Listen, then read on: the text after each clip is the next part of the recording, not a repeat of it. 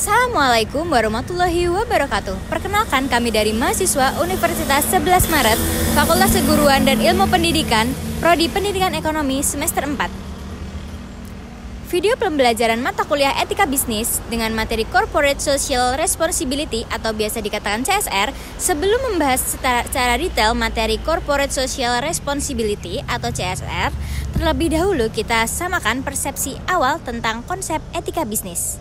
Dalam mata kuliah Etika Bisnis, kami mempelajari konsep etika bisnis dan penerapan etika bisnis dalam berbagai divisi atau bagian pada suatu perusahaan, serta contoh kasus dari perusahaan yang tidak menerapkan konsep etika bisnis tersebut.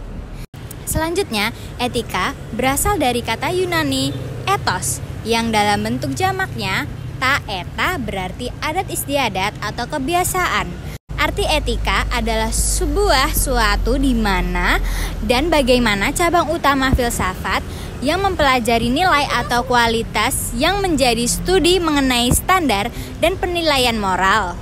Definisi etika mencakup analisis dan penerapan konsep seperti benar atau salah, baik atau buruk, tanggung jawab, dan lain sebagainya. Di sini, bisnis adalah dalam konteks sederhana, bisnis itu kesibukan dalam melakukan suatu aktivitas atau pekerjaan yang memberikan keuntungan pada seseorang. Sedangkan dalam konteks entitas, pengertian bisnis adalah suatu organisasi atau badan yang bergerak dalam kegiatan komersial, profesional, atau industri untuk memperoleh keuntungan. Dengan kata lain, bisnis adalah kegiatan yang dilakukan oleh individu maupun organisasi yang melibatkan proses pembuatan, pembelian, penjualan, atau pertukaran barang maupun jasa dengan tujuan untuk menghasilkan keuntungan. Sehingga etika bisnis adalah aturan-aturan yang menegaskan suatu bisnis boleh bertindak dan tidak boleh bertindak, di mana aturan tersebut dapat bersumber atau aturan tertulis maupun tidak tertulis. Dan jika suatu bisnis melanggar aturan-aturan tersebut, maka sanksi akan diterima, di mana sanksi tersebut berbentuk langsung maupun tidak langsung. Yang selanjutnya, etika bisnis merujuk pada penerapan konsep etika dalam menjalankan bisnis pada suatu perusahaan, baik perusahaan yang jenisnya jasa, dagang, atau manufaktur.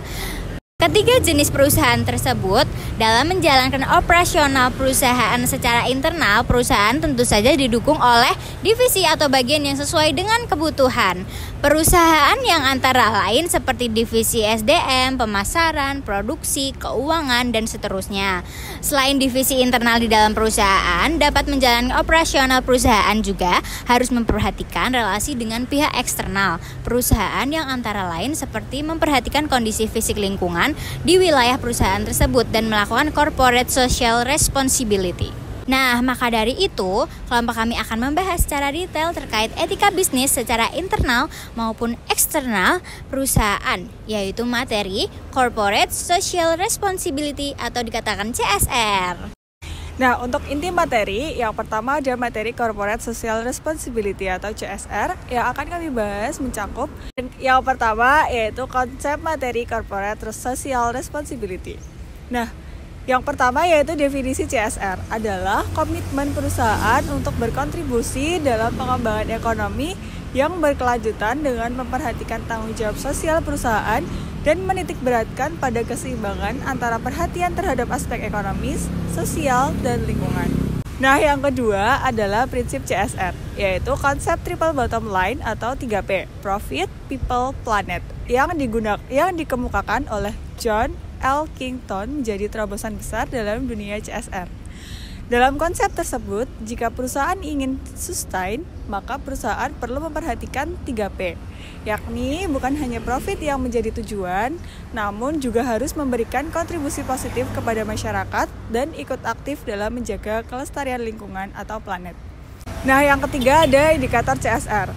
Menurut Dodi Prayoga, ada 4 indikator keberhasilan CSR yang dapat dilihat, yaitu yang pertama secara umum, dilihat dari capaian nilai etika yang dikandungnya, yaitu turut menegakkan social justice, sustainability, dan equity.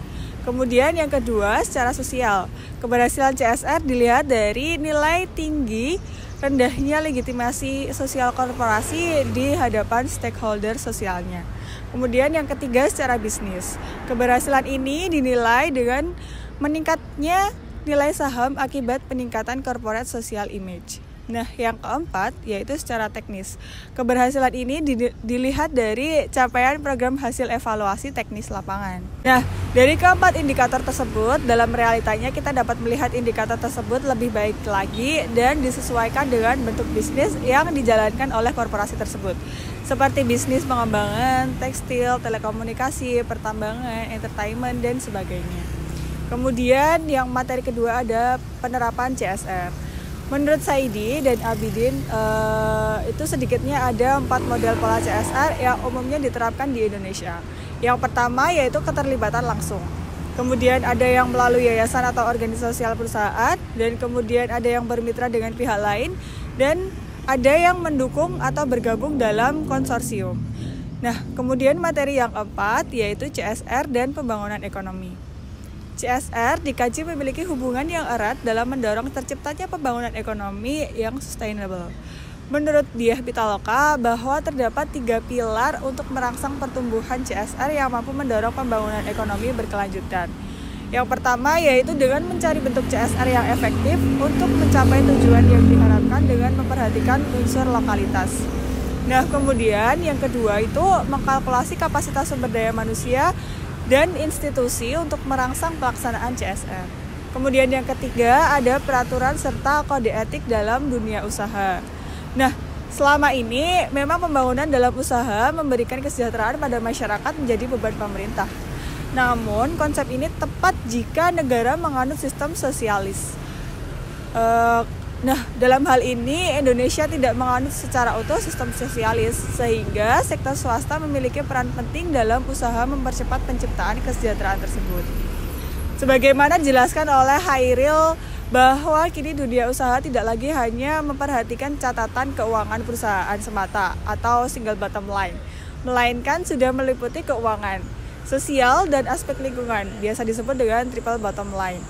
Sinergi 3 elemen ini merupakan kunci dari konsep pembangunan berkelanjutan. Nah, sebuah dunia usaha yang tidak mampu memberikan kesejahteraan pada masyarakat dianggap sebagai bentuk ketidakberhasilan usaha. Namun sebaliknya, jika ia mampu memberikan kontribusi kepada masyarakat di mana perusahaan berada dianggap telah berhasil. Pendapat ini dipertegas oleh Howard Robert sebagai penggagas konsep CSR. Selanjutnya yaitu CSR pada perusahaan pertambangan. Banyak opini bahwa pertumbuhan jumlah aset korporasi khususnya multinational corporation tambang dan migas menunjukkan angka yang spektakuler tinggi. Namun pertumbuhan ini tidak diikuti dengan pertumbuhan kesejahteraan masyarakat secara nyata, khususnya masyarakat sekitar tambang. Perusahaan tambang dari asing di Indonesia sangat banyak tetapi tidak selalu menguntungkan masyarakat sekitarnya, namun setelah menimbulkan kerugian, contoh kasus PT Freeport Indonesia yang sahamnya dimiliki multinational corporation telah membuat konflik panjang dengan masyarakat sekitar.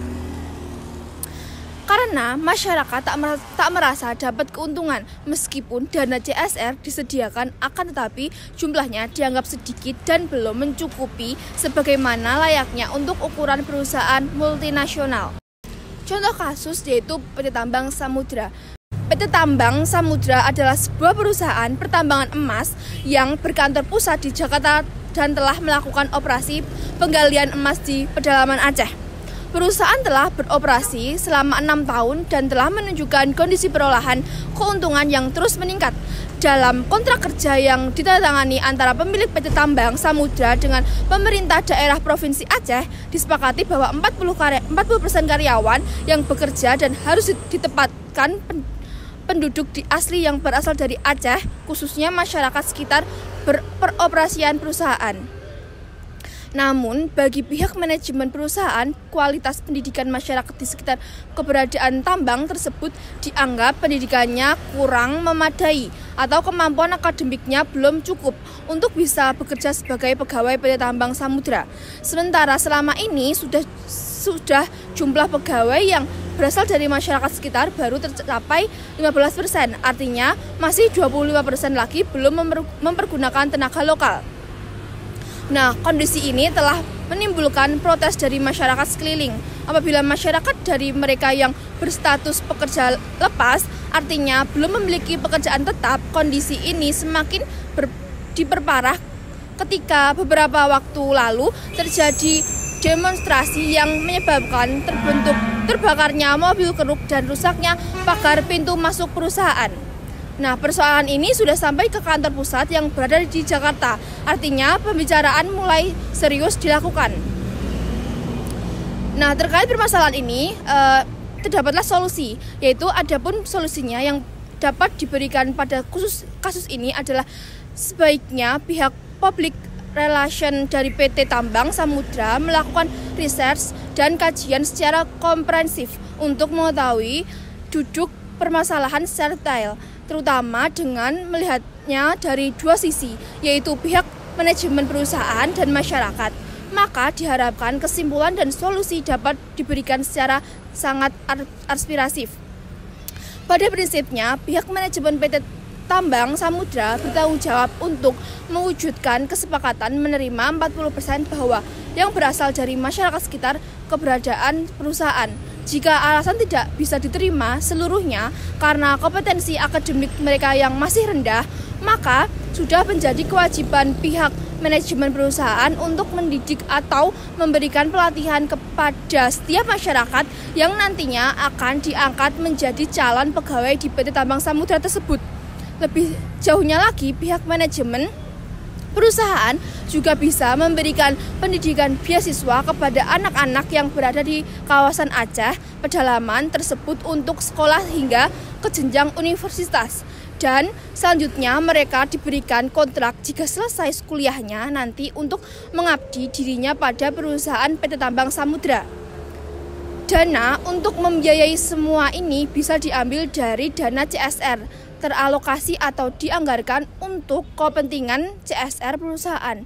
Dan kegiatan seperti ini bisa dianggap dari bagian sikap CSR yang mengedepankan nilai-nilai etika bisnis, tentunya sikap dan keputusan CSR lainnya, seperti melakukan acara sunatan massal, memberikan bantuan bagi acara Karang Taruna masyarakat sekitar, membantu alat-alat gotong royong, bantuan bagi acara keagamaan lainnya, sehingga semua ini bertujuan untuk mendekatkan perusahaan dengan masyarakat.